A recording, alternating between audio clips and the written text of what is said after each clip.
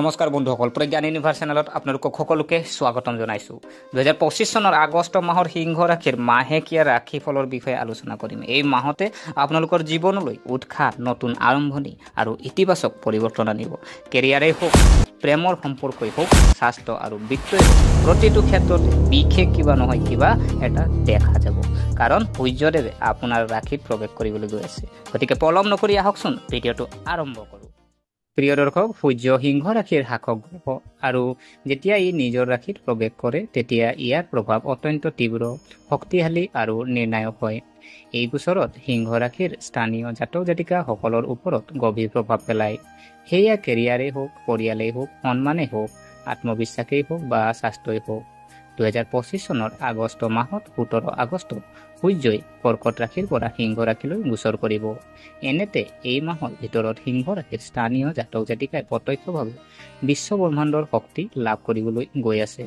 গতিকে সিংহ ৰাশিত সূৰ্যৰ এই গোচৰত আপোনাৰ জীৱনৰ বিভিন্ন দিশত কেনে প্ৰভাৱ পেলাব জানো আহক। প্ৰিয় দৰ্শক, সিংহ ৰাশিত সূৰ্য গোচৰ বিশেষ যিকোনো আছে। সিংহ ৰাশিৰ সূৰ্যৰ মূল ত্ৰিকোণ ৰাশি স্বৰাশি। ইয়াত সূৰ্য অতি শক্তিশালী, আত্মবিশ্বাস, ৰাজযোগ, নেতৃত্বৰ ক্ষমতা, খ্যাতি, পদ আৰু সৃষ্টিশীল শক্তি প্ৰদান কৰে। যেতিয়া সূৰ্য নিজৰ ৰাশিত থাকে তেতিয়া ব্যক্তিত্ব আকৰ্ষণীয় হৈ পৰে, সিদ্ধান্ত গ্ৰহণৰ ক্ষমতা বৃদ্ধি পায়, আত্মবিশ্বাসৰ শিখৰত উপনীত হয়, কেৰিয়াৰত স্বীকৃতি লাভ কৰাৰ হয়, সামাজিক প্ৰতিপত্তি আৰু সন্মান বাঢ়ে। কিন্তু মনত ৰাখিব, সূৰ্য শক্তি প্ৰদান কৰাৰ বিপৰীতে ই অহংকাৰ, অধৈৰ্যতা আৰু খঙো বৃদ্ধি কৰিব পাৰে। সেইবাবে ইয়াক চম্ভালিব লোৱাটো অতি প্ৰয়োজন। প্ৰিয় দৰ্শক, সিংহ ৰাশিত সূৰ্যৰ গোচৰ যদি চোৱা হয়, প্ৰৱেশৰ তাৰিখ যদি আমি চাওঁ 17 আগষ্ট 2025 দুপৰীয়াৰ পিছত। সিংহ ৰাশিৰ বাবে এই গোচৰত বিশেষ প্ৰভাৱ। এতিয়া আমি বিতংভাৱে জানিম যে এই গোচৰত সিংহ ৰাশিৰ জাতক জাতিকাৰ জীৱনত কোনবোৰ ক্ষেত্ৰত কেনে প্ৰভাৱ পেলাব। প্ৰিয় দৰ্শক, প্ৰথমতে আমি চাওঁ আহক কেৰিয়াৰ আৰু ব্যৱসায়। ইয়াৰ আটাইতকৈ ইতিবাচক প্ৰভাৱ কেৰিয়াৰ আৰু কৰ্মক্ষেত্ৰত দেখা যাব। কৰ্মক্ষেত্ৰত আপোনাৰ নেতৃত্বৰ ক্ষমতাই মানুহক আপ্লুত কৰিব। উচ্চ পদস্থ বিষয়াসকলে আপোনাৰ কামত শলাগ ল'ব আৰু পদোন্নতিৰ সম্ভাৱনা থাকিব পাৰে।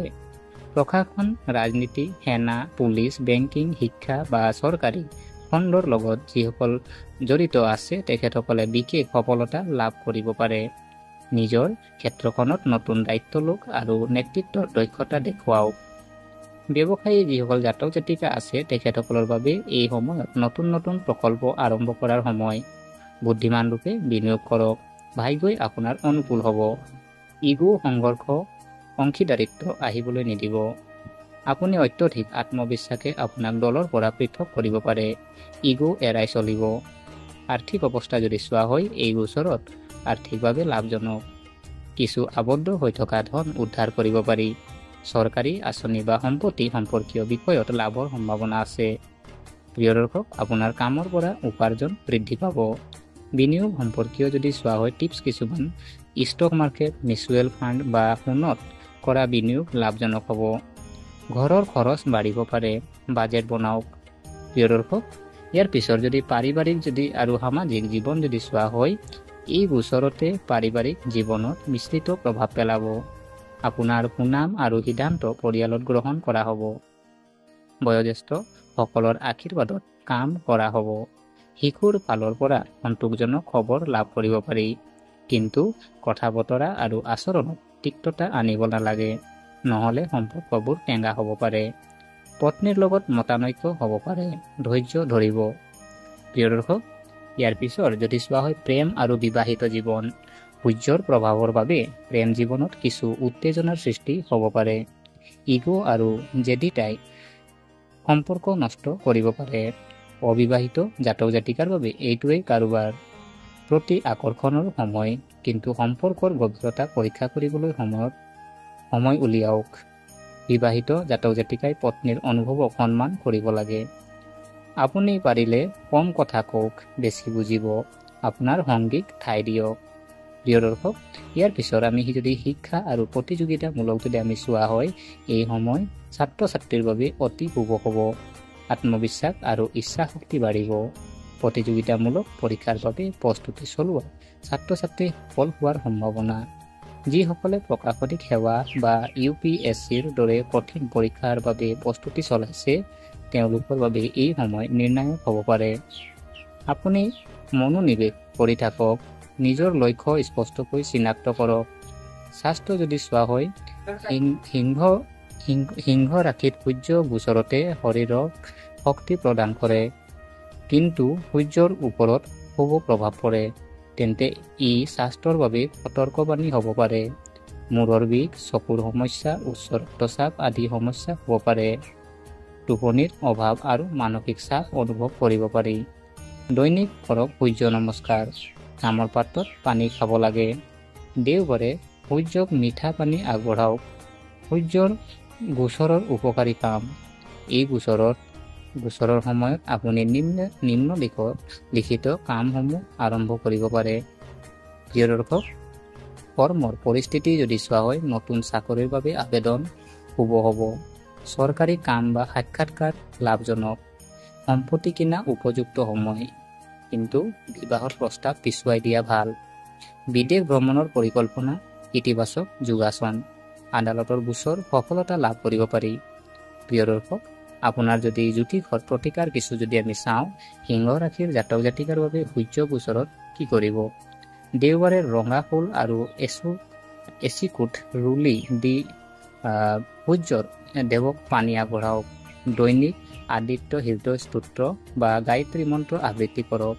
দেওবাৰে ৰঙা কাপোৰ বা তাম দান কৰিব। অহংকাৰ আৰু খং নিয়ন্ত্ৰণ কৰক। দৈনিক তামৰ ব্ৰেচলেট বা সূৰ্য যন্ত্ৰ পৰিধান কৰিব লাগে। প্ৰিয় দৰ্শক, সিংহ ৰাশিৰ বাবে যদি আমি চাওঁ, 2025 চনৰ আগষ্ট মাহত সিংহ ৰাশিত সূৰ্যৰ গোচৰতে আপোনাৰ বাবে আত্মসন্মান, আত্মবিশ্বাস আৰু সৃষ্টিশীলতা কঢ়িয়াই আনে। এটা নতুন চেতনা, নতুন শক্তি আপোনাৰ জীৱনত বৈ যাব। কিন্তু সূৰ্যৰ উজ্জ্বল জিলিকনি যদি ভাৰসাম্যপূৰ্ণ নহয়, তেন্তে ই অহংকাৰ, কঠোৰতা আৰু সম্পৰ্কত বিভাজনো আনিব পাৰে। তেন্তে আত্মবিশ্বাসী হওক, কিন্তু নম্ৰতাৰে।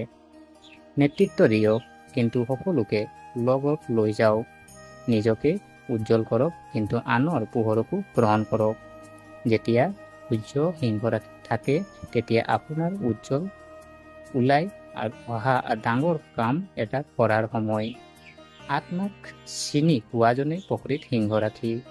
প্ৰিয় দৰ্শক, যদি আপুনি সূৰ্যৰ প্ৰভাৱ বুজিব বিচাৰে আৰু আপোনাৰ জীৱনক সঠিক দিশ দিব বিচাৰে, তেন্তে এই ভিডিঅ'টো লাইক কৰক, ওম সূৰ্যায় নমঃ কমেণ্ট কৰক, আৰু আমাৰ চেনেলটো যদি ছাবস্ক্ৰাইব কৰা নাই, অনুগ্ৰহ কৰি ছাবস্ক্ৰাইব কৰি আমাক উৎসাহিত কৰিব বুলি আশা থাকিলে পুনৰ লগ পোৱাৰ প্ৰতিশ্ৰুতিৰে আজিলৈ বিদায় মাগিলোঁ।